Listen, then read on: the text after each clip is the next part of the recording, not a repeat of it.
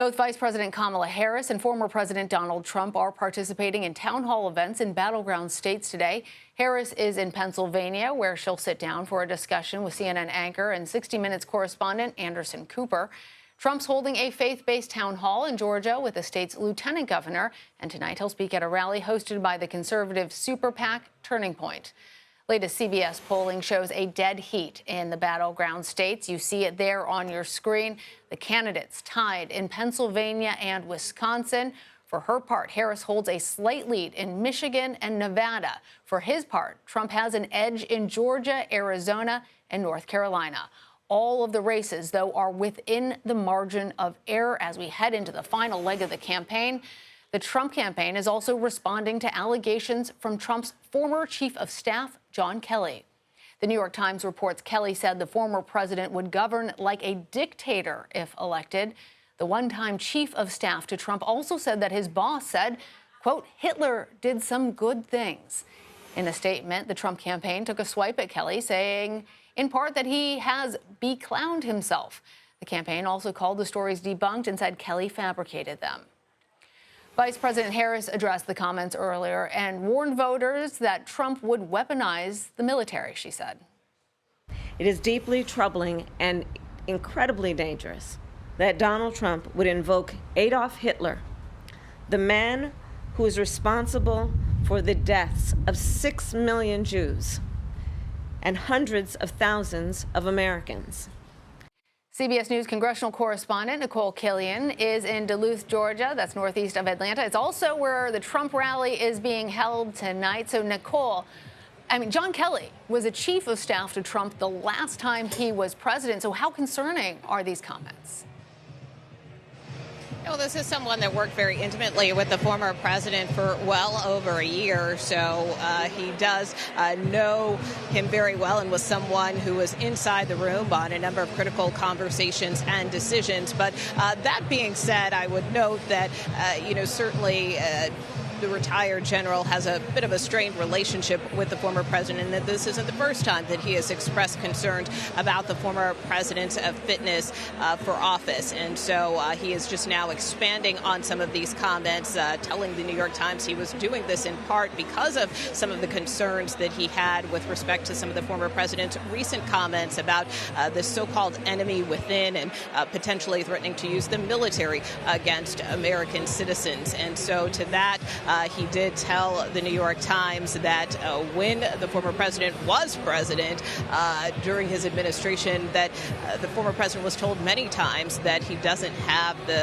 authority to use the military against American citizens. And so that is just one of several comments that he made. You, of course, cited some of the others, but certainly it is having a ripple effect, certainly in terms of the political headlines here. But I would say in talking to a lot of the voters here at this rally here in Duluth, it's something that they feel is just another hit job in their view from the left. It's interesting because Kelly's a retired U.S. Marine Corps general. So when he's talking about weaponizing the military, for some people that's going to have a lot of credibility. But you've been talking to Trump supporters.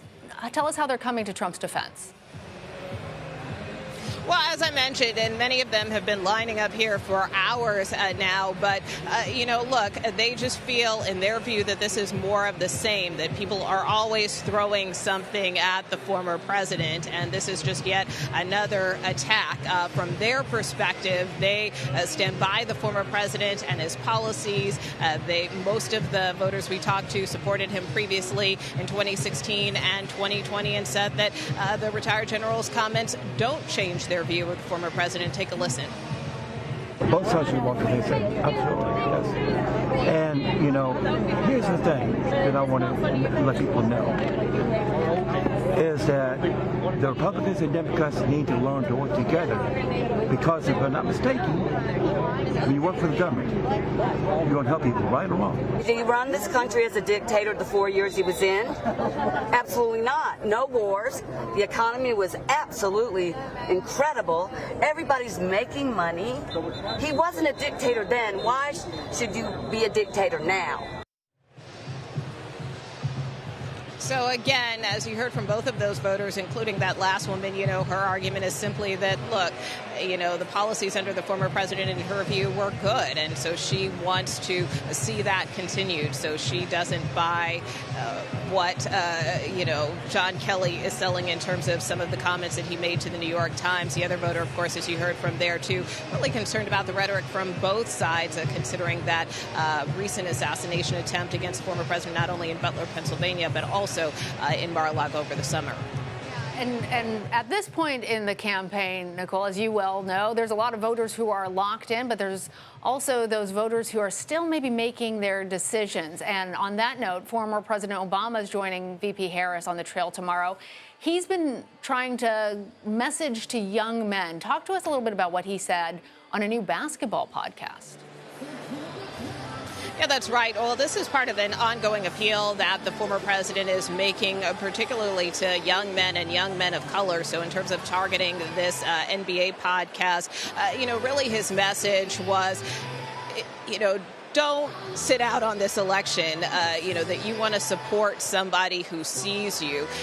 He talked to them about understanding why they may be a little disenchanted with the political process, understanding that some of these young people may have come up while he was president, and that obviously with the pandemic, certainly a lot of people's economic fortunes and fate changed. And so that's why maybe now some of these younger male voters may feel like the political process isn't working for them. But he did make the point of saying, you wouldn't let older folks decide, what clothes you're going to wear, what shoes you're going to wear. So why would you let them decide who should become president, in essence? And so he really was trying to encourage, those young men to exercise their right to vote, explaining why it is so critical, and also defending Vice President Kamala Harris's record as well, saying that she is someone who kind of follows some of the same ideals that he held as president, to give everybody a fair shot. So also trying to kind of explain what she might do if she is elected to 4 years in office. But certainly will be notable to see the two of them